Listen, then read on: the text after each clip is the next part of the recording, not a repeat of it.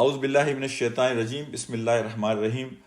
قال یا بنی انی ارا فی المنام انی اذبحک فانظر ماذا تری قال یا ابت افعل ما تؤمر ستجدونی ان شاء اللہ من الصابرین۔ میرے انتہائی قابل احترام بھائیوں، دوستوں اور ساتھیوں، قرآن کی آیت جس میں اللہ سبحانہ و تعالی ہمیں اس واقعے کی یاد دہانی کراتے ہیں کہ جہاں حضرت ابراہیم تواتر کے ساتھ ایک خواب دیکھتے ہیں کہ اللہ مجھ سے یہ کہہ رہا ہے کہ اپنی پسندیدہ چیز کو میری راہ میں قربان کرو، اور حضرت ابراہیم اپنا جائزہ لیتے ہیں، اپنے دل کا جائزہ لیتے ہیں، تو وہ یہ محسوس کرتے ہیں کہ دنیا کی پسندیدہ ترین چیز اس وقت میرے لیے میرا بیٹا ہے۔ حضرت ابراہیم چونکہ صدیق تھے، صادق تھے، جو دل میں تھا وہ اسے عمل میں لانا چاہتے تھے۔ اللہ سبحانہ تعالیٰ نے ان کی مدد کی، جو اللہ ایمان کے اخلاص کی بنیاد پر اپنے نیک بندوں کی مدد کرتا ہے، کہ اللہ نے ان کے دل میں یہ بات ڈالی کہ جو میری پسندیدہ چیز ہے وہ میرا بیٹا ہے۔ آپ چاہتے تو کوئی اور چیز قربان کر دیتے،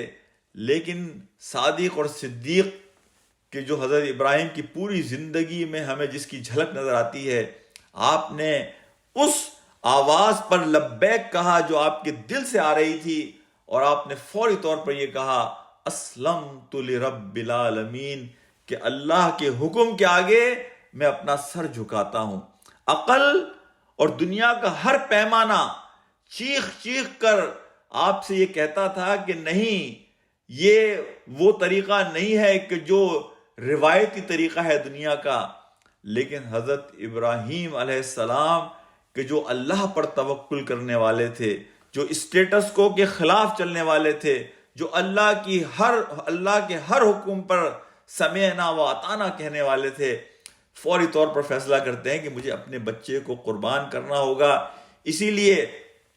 شیخ راغب اصفہانی رحمۃ اللہ علیہ فرماتے ہیں کہ ابراہیم علیہ السلام کے اس واقعے سے جو سبق ہمیں ملتا ہے کہ یہاں قربانی درکار ہے ہر اس چیز کی کہ جو آپ کے اور اللہ کے درمیان حجاب، رکاوٹ اور دوری اور فاصلے پیدا کر سکتی ہے۔ تو یہاں اگر حضرت ابراہیم اپنی عقل کو استعمال کرتے تو انہوں نے عقل کی قربانی دی، یہاں مال کی قربانی، یہاں جان کی قربانی۔ تو لہٰذا اگر حضرت ابراہیم کے لیے پسندیدہ ترین چیز اس وقت ان کا بیٹا تھا، اور آپ اسے اللہ کی راہ میں قربان کرنے کے لیے تیار ہو گئے،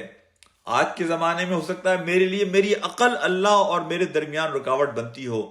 تو مجھے اپنی عقل کو قربان کرنا ہوگا۔ میرا مال اگر رکاوٹ بنتا ہے تو مجھے اپنے مال کو، میرا خاندان اگر رکاوٹ بنتا ہے تو میرے خاندان کو۔ یہ جو ایک سمبولک ایکسپریشن ہے کہ ہم بکرا قربان کرتے ہیں اور گائے قربان کرتے ہیں اور اونٹ قربان کرتے ہیں، یہ ایک سمبولک علامتی اظہار ہے اس عہد کا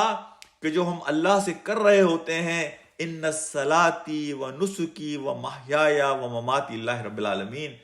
یا رب العالمین تیرے حکم پر ہم ہر چیز قربان کرنے کے لیے تیار ہیں۔ اسلمت لرب العالمین ان الحکم الا للہ۔ اگر میری عقل میرے اور تیرے درمیان رکاوٹ بنے گی تو میں اس عقل کو قربان کر دوں گا، اپنے مال کو قربان کر دوں گا، اپنی جان کو قربان کر دوں گا، اپنے بچوں، اپنے خاندان اور تمام رشتہ داروں کو قربان کر دوں گا، لیکن میں اپنا تجھ سے تعلق خالص رکھوں گا اور اپنے دل کو صرف تیرے لیے جگہ بنانے کا ذریعہ بناؤں گا۔ میرے بھائیوں دوستوں، اللہ سبحانہ و تعالی ہمیں توفیق دے کہ ہم قربانی کے اس اصل پیغام کو سمجھ سکیں کہ ہر اس چیز کو قربان کرنے کے لیے تیار ہوں جو اللہ اور آپ کے درمیان حجاب، پردہ اور رکاوٹ بن سکتی ہو۔ وآخر دعوانا ان الحمد للہ رب العالمین۔ السلام علیکم ورحمۃ اللہ وبرکاتہ۔